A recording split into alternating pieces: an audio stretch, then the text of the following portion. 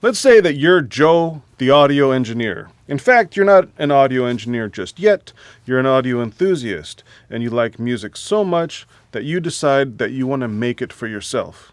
But of course, the first time that you make music, it sucks! And that leads you onto a quest of, well, how can I get better?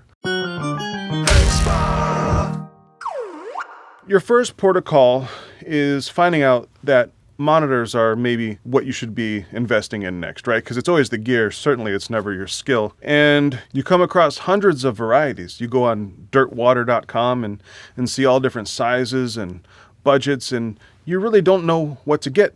So you decide that you're going to go into the depths, yes, into the forums and find some advice. Pulling up gearsnut.com, you find ads for famous engineers like Andrew Sheps, and you look at what kind of monitors that he's using. And you find out that not only are they expensive, but they don't even make them anymore. So you're like, well, should I get something old and vintage that I don't know how to fix, or should I buy something new? So you decide to ask members of the community. And of course, for every answer that is there, you get a different opinion. Some people say, well, you should buy a flat monitor. And other people say that you should buy one that's mid-forward, or you should buy one that, maybe you need a mix cube. And then other people say, well, just buy what you like. But if everybody hates how mixed cubes sound, then why would it make sense to buy what you like, but then buy something that sounds terrible? So all this conflicting advice makes you want to look into graphs. So you start looking into manufacturer-supplied data.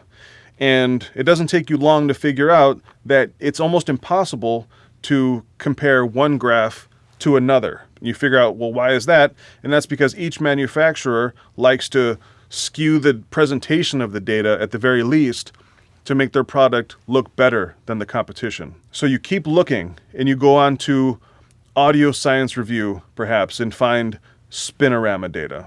And this to you is like a revelation, because you're like, oh my God, now I can compare this graph with this graph, and everything is fair. It's not, paid for by a manufacturer, and I feel like I can trust what I'm seeing.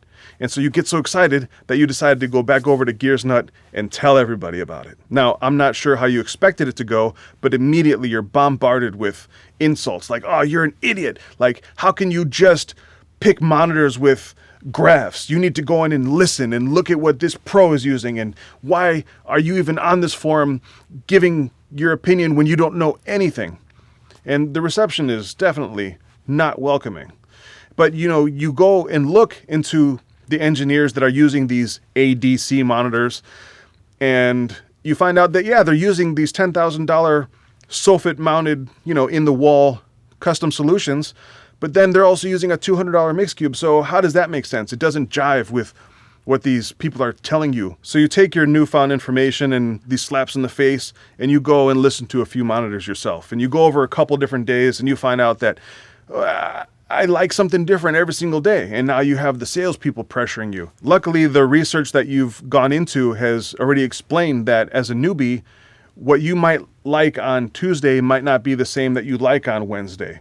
And that even though you generally prefer what the pros like, you're not as able to consistently pick. And you tend to be a little bit more hyperbolic in your assessment. Like, oh, this is the best speaker, or this is the worst speaker. The pros tend to be a little bit more consistent. You're realizing that buy what you like is probably not the best advice because you like something a little different every single day. But with all this information, you're finally able to whittle down your selection to a monitor that fits your budget, that is appropriate for your listening distance and your volume needs. And you feel pretty confident that you made the right choice because not only did you weigh people's opinions, but you also had some good objective data to help guide you. And you're on YouTube one day and you hear some engineer say, well, the speakers that you bought are a little muddy and that they could never use them. And you agree. You're like, yeah, these speakers are a little muddy. But you find out that all it takes is a little bit of room EQ, and boom, now your monitors they sound great because you've removed the influence of your room. Check my video on room EQ if you want to learn more. So many years later, you fire up your rig, your monitors are working great, and you know that you made the right choice because you used both halves of your brain, not just what do the pros use, but also some good objective data. But your tastes have changed too. And so you find out that, maybe you don't always like listening to a fully extended system that you would mix on. You don't always want to have subwoofer happening. Like maybe you're just chilling at the end of a day and you want to relax. You don't want to listen to a bunch of bass. So your tastes, they change, Maybe you would like something a little brighter so you don't have to listen as hard. But that you're not going to mix on that.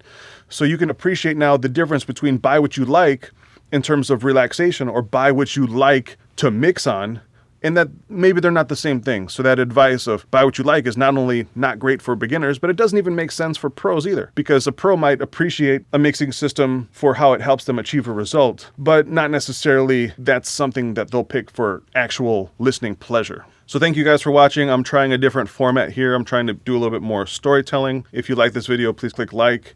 If you want to share it with somebody, by all means do that. If you join the Hexspa Tutorials newsletter, you will get my music free. If you're more interested in studio type stuff, you can just click studio and related, and I'll send you that instead, okay? Thanks for watching. See you in the next one.